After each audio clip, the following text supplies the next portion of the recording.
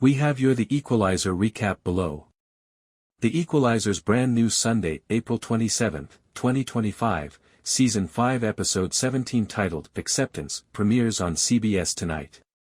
According to the CW synopsis of tonight's episode of The Equalizer, the team discovers a conspiracy to bomb an international anti-terrorism conference when Dante's brother, James, asks them for assistance in clearing his client's reputation in a killing. In the meantime, Delilah finds out she has been admitted to UCLA and prepares for prom. You won't want to miss tonight's show, so make sure to tune in between 10 and 11 p.m. ET for our review of The Equalizer. Check out all of our television recaps, news, spoilers, and more right here while you wait for the recap. Tonight's The Equalizer recap begins now. Detective Dante's brother made contact on tonight's episode of The Equalizer. James needed his assistance. It simply wasn't for him. James had this client while working as a lawyer. The man was taken from the murder scene. He had neither gun residue on his hands nor any concrete proof linking him to the murder of a janitor.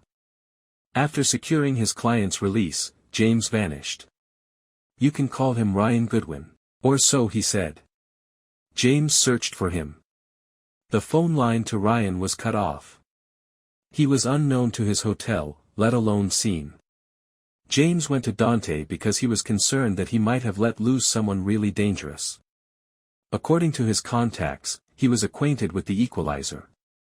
Robin couldn't be brought into the NYPD by Dante. He was still working on restoring Captain Watkins' trust.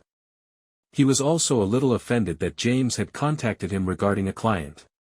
He hoped James had another reason for contacting him. He believed that James had visited his office because he had offered to introduce his brother to his boys. Since they were technically half-brothers and had only recently met, Dante was so offended that he accused James of seeking Ryan in order to preserve his own reputation. He also had another reason for not wanting to include Robin. Tonight was Dee's prom, which the young woman and her family had been anticipating for a year. For a teenage girl, there is a lot of work involved in these situations. Months in advance, every detail of her hair, makeup, clothing, and accessories was carefully prepared. Robin also gave Dee a family treasure as a surprise. For almost a century, a necklace has been handed down through the generations. Even when times were hard, they never sold it. Dee was able to wear it at last. She was overjoyed. She recently received word that she was admitted to UCLA. She was concerned about attending school in California. She's in love with her guy. He was a decent man. He wore a stunning suit and was her prom date. Robin had to miss the moment and the pictures, but she still likes him. Dee comprehended when she received a call regarding a potentially hazardous circumstance. She allowed her mother to leave. She assured me she would be alright. She even believed she would be alright. Cameron's attempt to attach the corsage to her frock was the beginning of the trouble.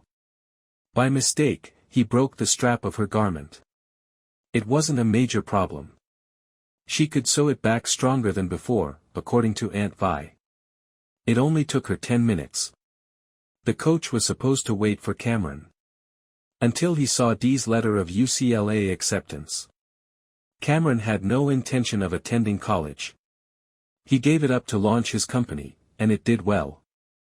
Additionally, he was aware that Dee desired to enroll at UCLA, thus he shouldn't have prevented her from seizing a fantastic chance. This was Cameron's idea.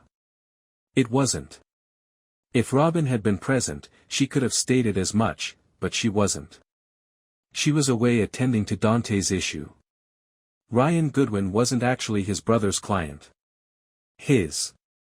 Nathaniel Cromwell is his true name. He was a well-known killer. He had a reputation for carrying out political assassinations and was sought by all international agencies.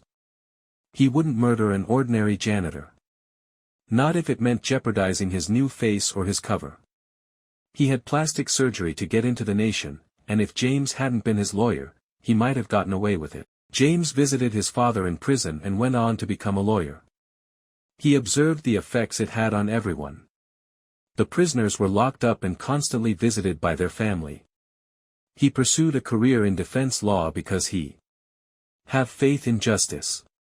He wished to offer everyone a chance at success. He was the only one who opposed the release of criminal men. After growing dubious of his customer, he confided in his brother. They discovered the man's true name. He committed assassination. He murders people, and after a contact prepared a bomb for him, he killed him. Dante was unable to allow his brother to become engaged after that. Dante received instruction. His companions received training. He told James